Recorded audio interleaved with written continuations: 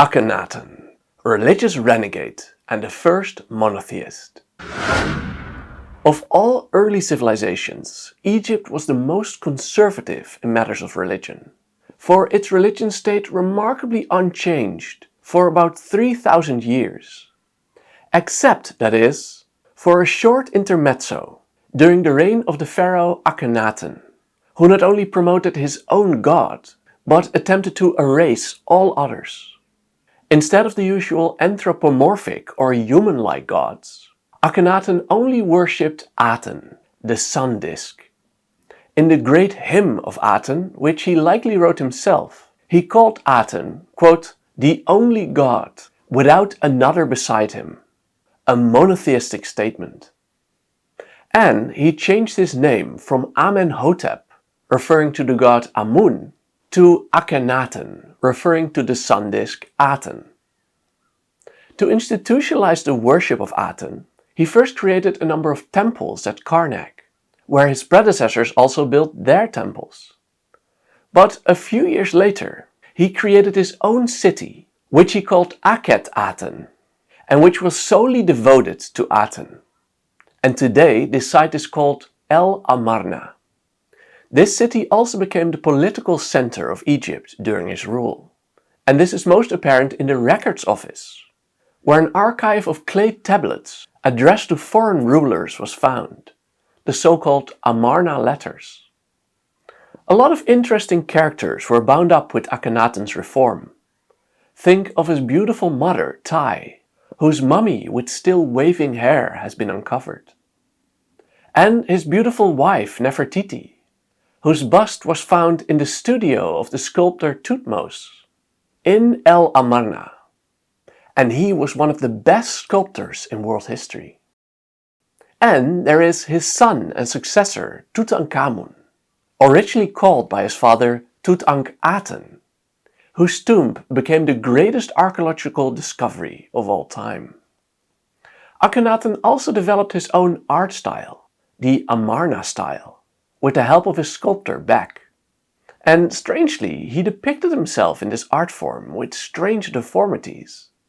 He had a receding forehead, an unusually long face, a lean and arching neck, a protruding belly, large feminine thighs, and spindle-like limbs. And his daughters were depicted even stranger, with strange deformed skulls. And historians still debate what the meaning of this all is. The god Aten in his new art style was depicted as the sun disk, from which rays of light stream out, and these rays end in hands. And when they hit the faces of Akhenaten and Nefertiti, they also came with the hieroglyph for life, the Ankh.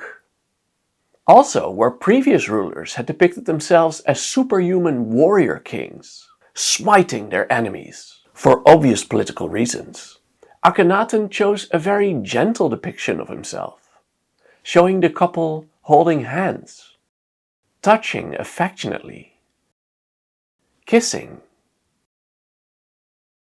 and most famously, cuddling their children.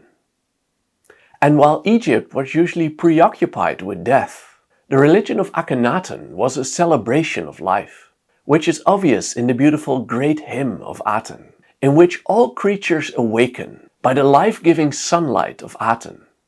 And this appreciation for life is also apparent in lush depictions of nature during his reign. Over time, Akhenaten became more and more extreme in his beliefs. He closed all temples to the other gods, scratched out their names from monuments, and even banished the plural, the gods, in an attempt to eradicate polytheism.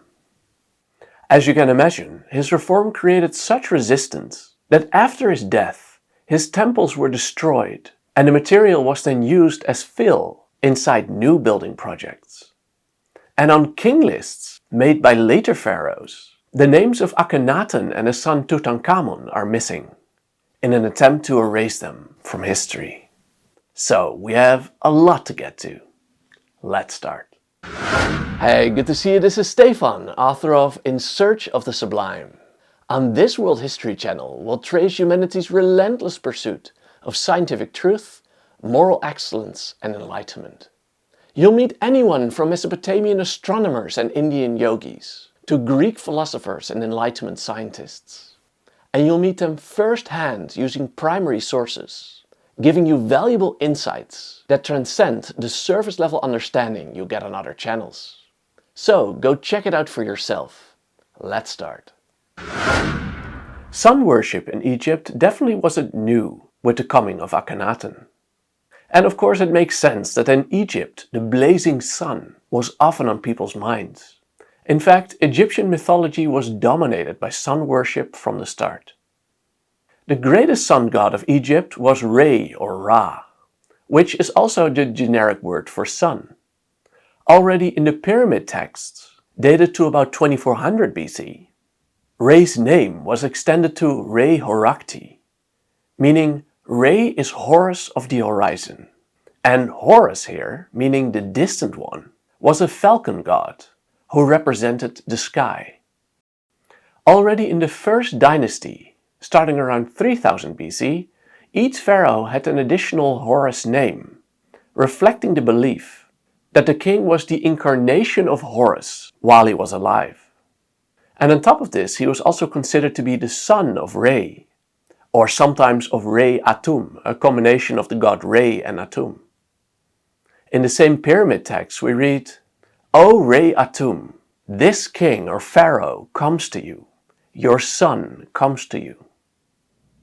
Another common sun god was Khepri, or Khepr, which means to come into being, and he was often depicted as a scarab. Scarabs are known to lay eggs in a ball of dung, which they then push around. And as the Egyptians claimed, this was like the sun being pushed around in the sky. And when the eggs eventually hatched, life seemed to spontaneously come into being, for which they used that word Khepr. The creator god Atum was also associated with the sun. This god, we read, was self-created at the beginning of time. At that time, all that existed was a primeval mound surrounded by water. And this mound, we read, was located on the future location of the city On, which is better known as Heliopolis, its later Greek name. And the symbol for this primeval mound is the Benben stone, which has the shape of a pyramidion or an obelisk. And there, through orgasm, the god Atum created the god Shu and the goddess Tefnet. We see all these sun gods combined in the pyramid texts. We read, "I shine in the east like Re. I travel in the west like Copperer or Khepr. I live on what Horus, Lord of the Sky, lives." And "You will turn aside from their faces like Re in his name of Atum." Later in time, as the priesthood in Thebes gained political power, their patron god Amun, the Hidden One, also gained importance. He is often depicted as a blue man representing the sky, with a pair of tall plumes on his crown. In the early days, this god wasn't of much importance. For instance, he is only named twice in the pyramid texts. But he became important nationally in the 20th century BC with the pharaoh Amenemhet, whose name even contains the word Amun. Soon Amun and Re were merged into Amun-Re, who became the most important god of Egypt. The queen regent Hatshepsut, who took the throne while Pharaoh Thutmose III was still too young to rule, even presented herself as the daughter of Amun-Re to legitimize her rule. Now finally let's discuss Aten. Aten was originally simply the name for the sun disk, not a god. It was first used prominently by the pharaoh Amenemhet, whom we've met before. When he died, we read, he quote, "went up to the sky, being united with the Aten, the god's person being joined with the one who created him." And the grandfather of Akhenaten, Thutmose IV, seems to have been the first to describe Aten as an independent divinity. We read, "With Aten before him, he destroys the mountain countries. in order to make the inhabitants of foreign lands subjects to the rule of Aten forever. And in the tomb of the architect brothers Suti and Hor, who lived during the reign of Amenhotep III, the father of Akhenaten, we read, "Hail to you, Aten of daytime, who creates everything, who makes them live." And Amenhotep III even went a step further, for later during his reign, he presented himself as a living god, while his predecessors, in contrast, were only deified after death. He, the father of Akhenaten, called himself the dazzling Aten, and it seems he even had his own priesthood. So, Aten was clearly gaining popularity in the generations before Akhenaten. Now let's move to Akhenaten, originally named Amenhotep IV, meaning Amun, the god Amun, is satisfied. Akhenaten was the son of Amenhotep III, whom we already met, and Queen T, whose beautiful mummy has been identified. Akhenaten wasn't the firstborn son, but he became heir to the throne when his older brother died at a young age. As an adult, he married the beautiful Nefertiti, with whom he had 6 daughters, who are often depicted with distorted skulls, which might be an extreme exaggeration of their actual features. And finally, he had a son named Tutankhaten, possibly by his second wife, Kia. In his early years, Akhenaten was depicted similar to his predecessors. For instance, at a Karnak temple in Thebes, which was constructed by his father but decorated by Akhenaten. We see him in the classic pose of the pharaoh, as superhuman warrior king smiting his enemies. And this work, by the way, was intentionally damaged by his successors in order to erase Akhenaten from history. Strangely, early statues of Akhenaten also do not show the deformities that we see in later art. Take for instance this yellow limestone statue from the Louvre. And here's another example coming from the tomb of the high official, Dinkgreve. In this relief, again intentionally damaged, we see Akhenaten stand before his parents, pouring a libation, an offering. And on an associated relief, we see him making an offering to Re Horakti and to Atum, and here we also see the goddesses Maat and Hathor. So clearly the persecution of polytheism had not yet begun at this stage. On this relief, we also see an early form of the so-called didactive name of the Aten, which is a longer descriptive name. It reads, Re Horakti, who rejoices in his horizon, in his name of light or Shu, which is in the disk or Aten. And later we'll see this didactive name evolve over time. Another early depiction is found in the enormous rock inscription at Jebel el-Silsila, where we see Akhenaten offering to Amun-Re beneath a winged sun disk. And here Akhenaten is called, quote, the high priest of Horakti who rejoices in the horizon in the name of light, which is in the Aten, meaning that he saw himself at this point as the chief priest of his own new cult. And in his early temples at Karnak, Re Horakti is still depicted traditionally as a falcon with a sun disk on his head. And here we have a relief from the same site, with the god Shu and the goddess Tefnut, with Shu being called, quote, father of the gods. Again, no monotheism here. This temple at Karnak was part of an impressive building program of Akhenaten. But these temples, however, were later destroyed by his successors, and the blocks were then used as fill for later constructions. But luckily for us, the Akhenaten temple project has digitally reconstructed tens of thousands of blocks, some with reliefs on them, and from this they concluded that Akhenaten had made 4 temples at Karnak, dedicated to Aten. And in between the rubble, archaeologists have also discovered 25 colossal statues of Akhenaten, which clearly show his distorted, elongated face. One of these statues, by the way, is controversial, as it seemingly presents Akhenaten as a female, Various hypotheses of the meaning of this have resulted in dead ends, such as the theory that Akhenaten might be a eunuch, which doesn't make sense as he had many children, among them Tutankhamun, who we now know is genetically related to him. And as a result of these dead ends, some scholars now believe that this wasn't a statue of Akhenaten after all, but simply of Nefertiti. Among the rubble, archaeologists have also found reliefs of Akhenaten celebrating the traditional Set festival, the aim of which was to revitalize the rule of the pharaoh.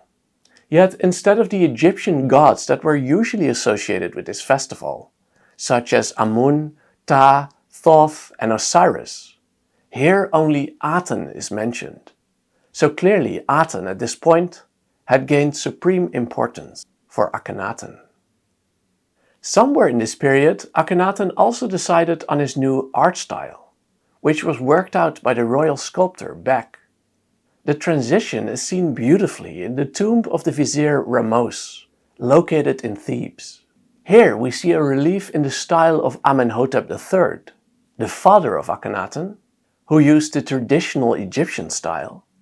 And here we see the new Amarna style of Akhenaten, both in the same tomb. In this example, we see Akhenaten and his wife Nefertiti under the sun disk, and from this disk emerge rays, which end in hands, which are accompanied by the Ankh hieroglyph, meaning life. The couple is situated at the window of appearance, from which they showed themselves to the public, and from which they gave rewards to loyal followers. Interestingly, this new representation of Aten even showed up as a new hieroglyph, consisting of a disc and also the rays and even the hands. This hieroglyph replaced various earlier hieroglyphs, including the one for the word rays, but curiously not the one used for Aten himself. Once Akhenaten turned to his new Amarna style, Aten became the only divinity depicted. And on top of this, he was only depicted as a disc, not as a human-like figure. In fact, the only anthropomorphizing that occurred were the hands added to the rays. Amarna art is also known for its heartfelt intimacy. Here we see the couple snuggling with their children. And here we see a sculpture of two hands subtly touching. And here we see the couple kissing. And here another endearing scene.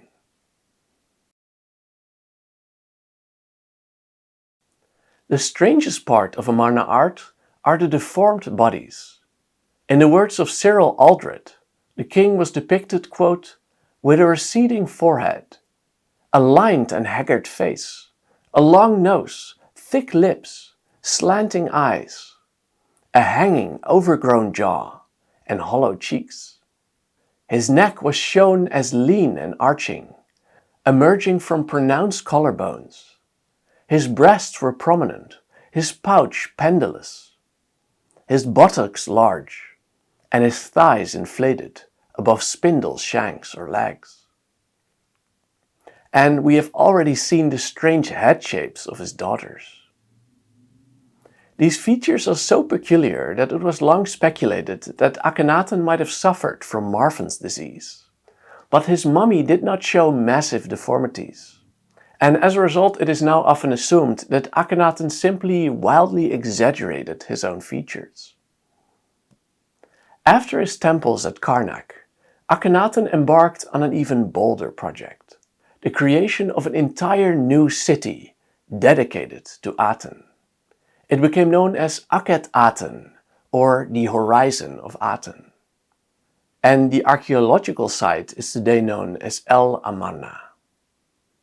The city, including its tomb, was located on the east of the Nile, in the land of the living where the sun rises, while usually Egyptian tombs are located in the west where the sun sets, which was associated with death.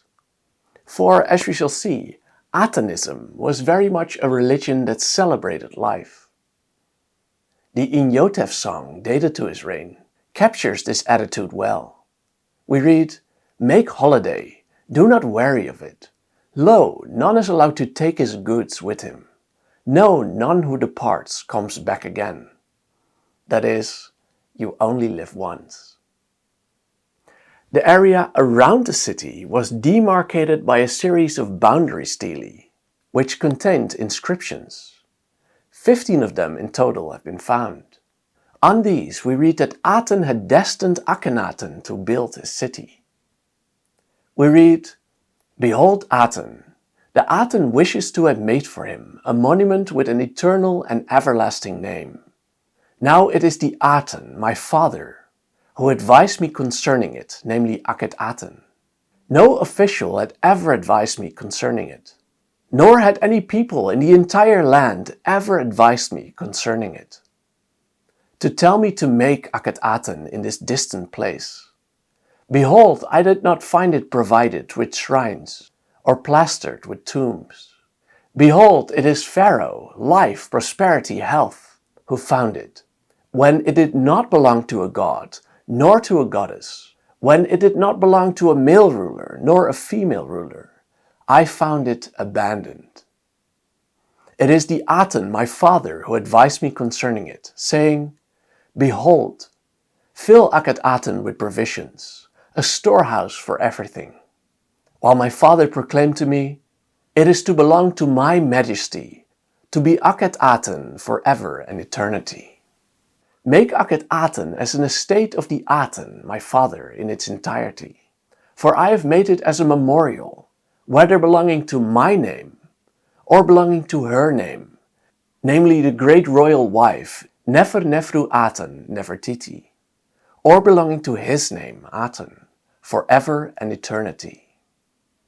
It was to be a city controlled on the god's behalf, by the king and queen alone. The Aten desires and the king acts, precisely the situation mirrored by the king's new name, Akhenaten, meaning he who is effective on Aten's behalf. So here we directly read of Akhenaten's name change. But then suddenly we read, as for the, and here the text breaks off, in Akhetaten, it was worse than those things I heard in Regnal Year 4. It was worse than those things I heard in Regnal Year 3, and then 2 and 1. It was worse than those things Atemhotep III heard. It was worse than those things which Thutmose III heard. And it was worse than those things heard by any kings who had ever assumed the white crown. And as for the offensive things, in every mouth, saying, I will commit an offense against the Lord of Akhetaten, my father, Hor Aten.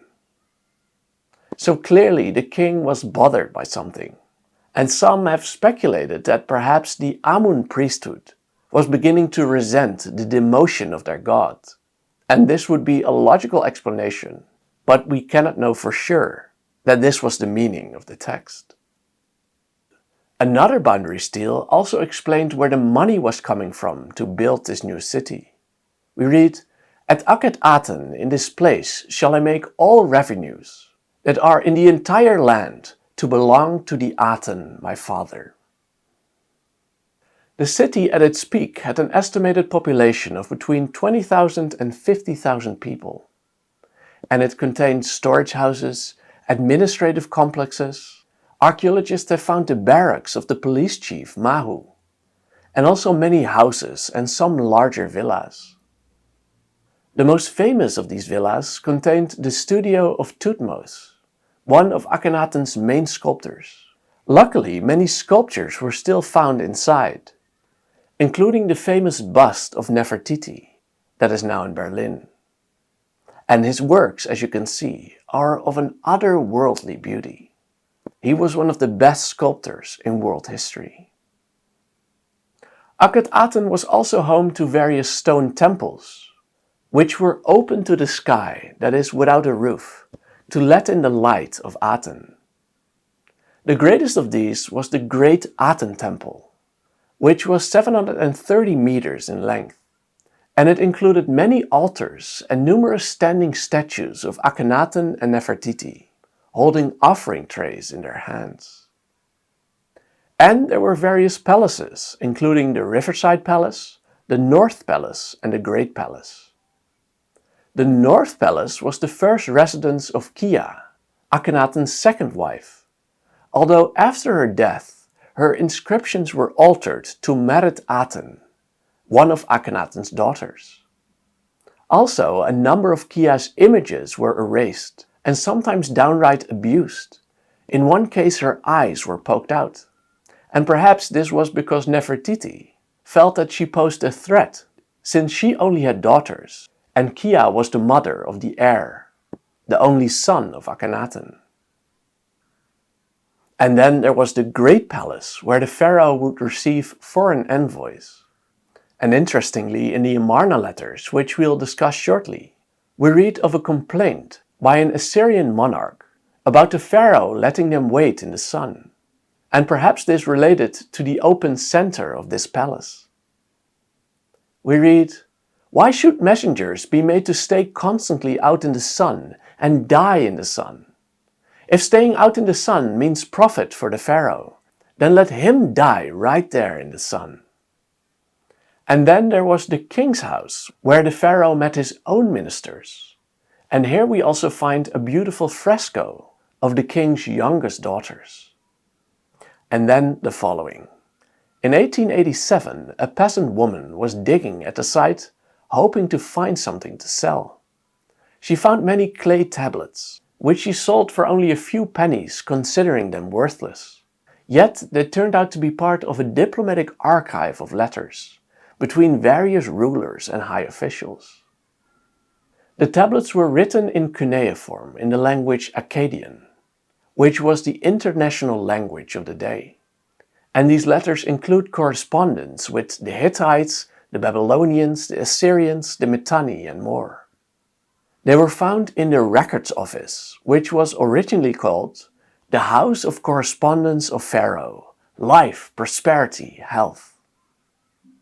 The city also contained various tombs, with tomb 26 identified as Akhenaten's own burial chamber. For here we have found the remains of Akhenaten's pink granite coffer, and also his canopic chest and his stone Shapti figures. And here we have also found fragments of T's sarcophagus, his mother. This tomb also contains a beautiful relief of the sun disk Aten lighting the city Akhetaten. What a sight! There were also various tombs of high officials, among them the large tomb of I, the brother of T. And there was the tomb of Merire, where we found depictions of that great Aten temple that we've discussed before, here depicted with many filled altars. And there was the tomb of Huya, where we find a depiction of a sculptor's workshop. Very interesting. What is clear in these tombs is that the traditional funerary gods, including Osiris and Anubis, are completely absent, and instead they are replaced by images of the king and his queen, making offerings to Aten. The tomb of I also revealed the great hymn of Aten, which celebrates the life-giving powers of Aten, describing how all creation responds to the rays of sunlight at sunrise. The hymn has been hailed, quote, for its poetic beauty and its theological profundity, and it is by some, including myself, seen as a monotheistic manifesto. It is possible the hymn was composed by Akhenaten himself, as parts are written from the vantage point of Akhenaten speaking to Aten. And in line 2 of the work, we read, "He says," suggesting that the rest of the text contained his own words. It begins as follows: "Adoration of Hor Aten, living forever, Lord of all that Aten encircles," meaning the earth which Aten encircles, being the sun. "Lord of heaven, Lord of earth, Lord of the house of Aten in Akhetaten, and the king of Upper and Lower Egypt, who lives on Maat, the Lord of the two lands, Nefer Keprure Vanre," another name for Akhenaten, "the son of Re, who lives on Maat, Lord of crowns." Akhenaten long in his lifetime, and the king's chief wife, his beloved, the lady of the two lands. Never Nevru Aten Nefertiti. May she live, be healthy, and youthful everlastingly forever. And then he says, beautiful you appear from the horizon of heaven, O living Aten, who initiates life.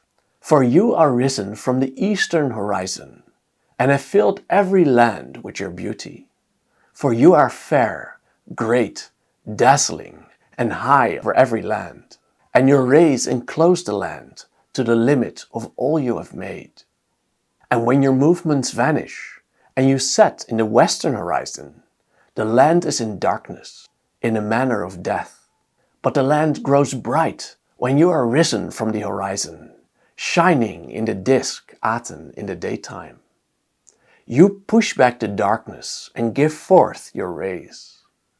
All flocks are content with their pasturage, trees and grasses flourish, birds are flown from their nests, their wings adorned with your ka or soul.